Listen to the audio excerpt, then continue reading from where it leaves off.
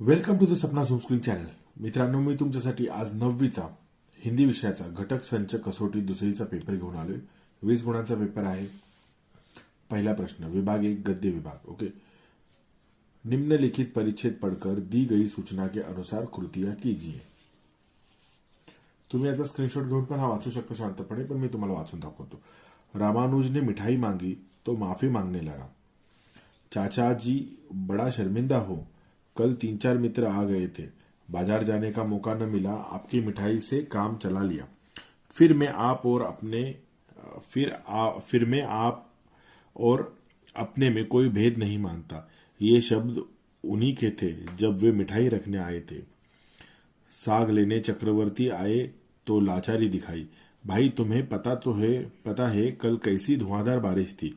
पत्नी बोली, जब घर में साग रखा है तब भीगने से क्या फायदा. जैसे उन्होंने खाया वैसे हमने. रमा पराठे को पूछ रही थी. विमला ने उत्तर दिया. सवेरे ही सवेरे एक साधु आ गए. बड़े पहुंचे हुए साधु थे. खाली हाथ कैसे जाने देती. घर में कुछ तैयार नहीं था, तुम्हारे पराठे दे दिए. रमा ने शंका उपस्थित की. किंतु तुम तो साधु संतों में विश्वास नहीं करती. विमला ने बात बनाई. वह फिर सारे मोहल्ले को तंग करता. मैंने पराठे तुम्हारे ओर से उसे दे दिए. तुम्हारे घर का पता बता दिया है. झूठ समझो या सच, कल परसों वह जब तुम्हारे घर आकर आज के पराठे के लिए आशीष देगा और भोजन मांगेगा तब तुम्हें मानना पड़ेगा. मैंने कहा न मोहल्ले में समाचार उड़ती बीमारी की भांति फैलते हैं. अब मेरे घर के पास भी कोई नहीं फटकता. तो कृति कीजिए, आकृती पूर्ण कीजिए. ये सब अपना सामान लेने आए. ओके. इथे 2 रिकाम्या जागा आहेत त्या भरायच्या आहेत. कोष्टक में से सही विकल्प चुनकर वाक्य फिर से लिखिए. रामानुज की मिठाई टिम्ब टिम्ब वापस दे गई. लेखक ने स्वयं खा ली. लेखक ने अपने 3-4 मित्रों को खिला दी. ओके. सही विकल्प चुन के लिखना है हमें यहाँ पे. रमा के पराठे साधु को दे दिए क्योंकि डैश डैश. घर में कुछ तैयार नहीं था. विमला साधु संतों में विश्वास करती थी. रमा ने यह सूचना दी थी. कृति 2, आकलन कृति. निम्नलिखित कथन किसने किससे किया है लिखिए. सवेरे सवेरे एक साधू आ गए. ओके. हे कोण कोणाला बोलले आपल्याला लिहायचंय. चला 5-2 वरती जाऊ आता आपण. 5-2 वरती पुढचा प्रश्न दुसरा. सही शब्द चुनकर वाक्य फिर से लिखिए. कल 3-4 मित्र मेहमान आ गए थे. तुम्हारे घर का नाम पता लिख दिया है. ओके. तर या दोघांमधला जो योग्य शब्द आहे तो घ्यायचा आणि आपल्याला वाक्य परत लिहायचं. कृती 3, व्याकरण शब्द संपदा. परिच्छेद में आए सर्वनाम लिखिए. 1 2 3 4 4 सर्वनाम लिहायचे. निम्नलिखित शब्दों के विरुद्धार्थी शब्द लिखिए. कल, भीगना, उत्तर, झूठ. परिच्छेद में इन विशेषणों का प्रयोग किया गया है. विशेषण जे आले ते 4 विशेषण लिहायचे आपल्याला. आता प्रश्न ख. निम्नलिखित परिच्छेद पढ़कर दी गई सूचना के अनुसार कृतियां कीजिए. बाबू रामगोपाल तो यह सुनकर अपने कमरे में चले गए और श्रीमती दहलीज पर खड़े नौकर का कुशल क्षेत्र पूछने लगी. नौकर का नाम हेतु था और शिमला के नजदीक एक गांव से आया था. चपटी नाक, छोटा माथा, बेतरह से दांत, मोटे हाथ और छोटा सा कद. श्रीमती ने गलत नहीं कहा था. नाम पता पूछ चुकने के बाद श्रीमती अपने दाएं हाथ की उंगली पिस्तौल की तरह हेतु की छाती पर दाग कर बोली, अब दोनों कान खोलकर सुन लो. जो यहाँ चोरी चकारी की तो सीधा हवालात में भिजवा दूंगी. जो यहाँ काम करना है तो पाई का हिसाब ठीक देना होगा. श्रीमती जी का विचार नौकरों के बारे में वही कुछ था जो अक्सर लोगों का है कि सब झूठे, गलीज और लंपट होते हैं. किसी पर विश्वास नहीं किया जा सकता. सभी झूठ बोलते हैं, सभी पैसे काटते हैं और सभी हर वक्त नौकरी की तलाश में रहते हैं. जो मिल जाए तो उसी वक्त घर से बीमारी की चिट्ठी मंगवा लेते हैं. श्रीमती जी का व्यवहार नौकरों के साथ नौकरों का सा ही था. ओके. यो भी घर में उनकी हुकूमत थी.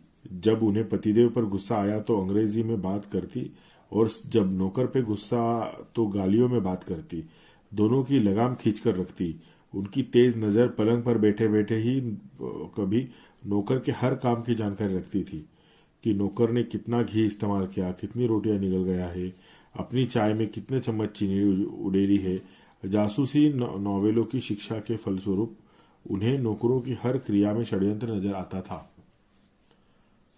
आता या परिच्छेदचे प्रश्न आपल्याला 3 पानांवर दिसतात बघा इथे। प्रश्नपत्रिकेच्या पान 3 वरती आकलन कृति पूर्ण कीजिए। श्रीमती की विशेषता आहे, 2 विशेषता लिहायच्या आहेत।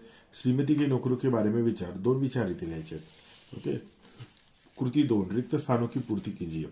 श्रीमती टिम्ब पर खड़ी होकर नौकर का कुशल क्षेत्र पूछने लगी।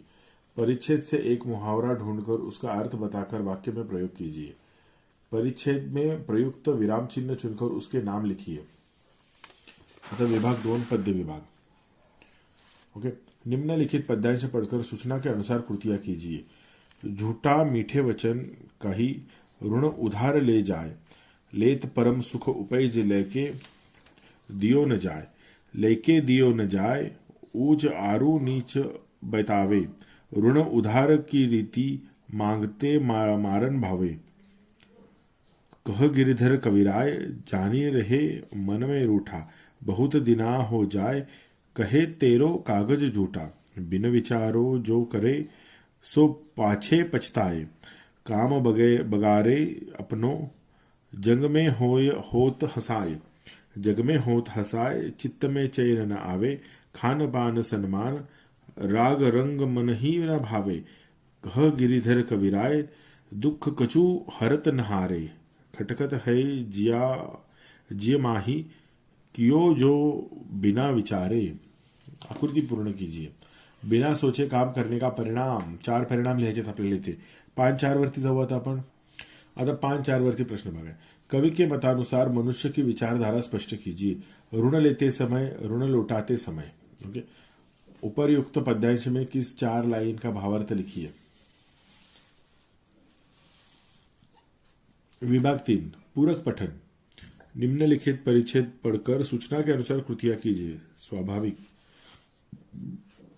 यदि मुझे याद आता ईश्वर इस क्षण में, जड़ जग इतना सुंदर जब चेतन जग में क्या कारण, रहता अहरह जो विषण्ण जीवन मन का संघर्षण, मनुज प्रकृति का करना फिर नव विश्लेषण संश्लेषण। ईश्वर का प्रतिनिधि नर अभिशापित हो उसका जीवन, लगता अपनी क्षुद्र अहंता ही में सीमित केंद्रित। छिन्न हो गया विश्व चेतना से मानव मन निश्चित। या परिच्छेदवर्ती प्रश्न क्या बघा। आकृति पूर्ण कीजिए। कविता की पंक्तियों को उचित क्रमानुसार लिखकर प्रवाह तख्ता पूर्ण कीजिए। मानव मन निश्चित, ईश्वर का प्रतिनिधि नर विषण्ण जीवन मन का संघर्षण। प्रश्न 2 प्रश्न के उत्तर लिखिए। कवि को क्या याद आता है।